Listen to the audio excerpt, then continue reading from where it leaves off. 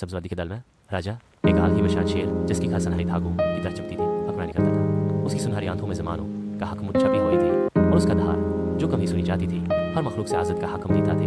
वो एक मनसफ हुक्मरान था जो जंगल के बाशिंदों के दरमियान हम आहंगी को यकीनी बनाता था।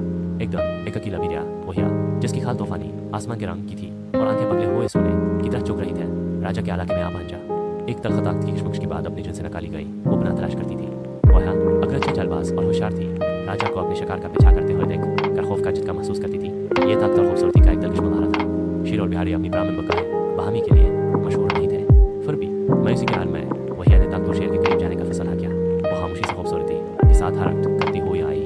उसकी दम नीची थी जो अतात का इशारा था। राजा उसकी मौजूदगी का एहसास करते हुए मरा। उसकी नज़र तेज और गई थी। एक तवील लम्हे तक उनकी नजरी में ताकत और कमजोरी का खामोश तबादला था। फिर राजा ने बात की। उसकी आवाज़ एक गरीब की जो झाड़ियों में गुजर रही थी। सलाम बिहारी, क्या चीज़ तुम्हें हमारे जंगल में लाई है? वाया उसकी आवाज़ में थोड़ी सी लड़खड़ाहट थी। ने अपनी मुश्किलात बयान की।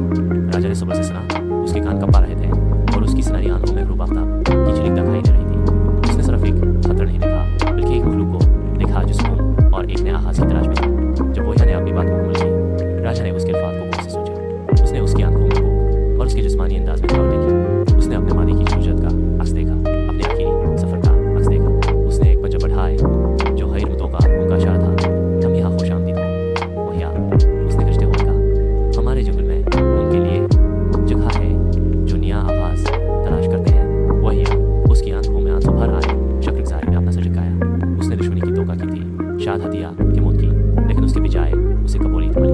जंगल जो कभी खौफ का मकाम था अब उसका पनाह का बन गया। राजा की मेहरबानी की खबरें पूरे जंगल में फिर गई जिससे इसकी शरीयत सिर्फ एक ताकतवर हुक्मरान के तौर पर नहीं बल्कि एक रहनुमा के तौर पर मुस्तहकम हो गया। शेर और बिहरिया के दरमियान खेल मुतवक्का दोस्ती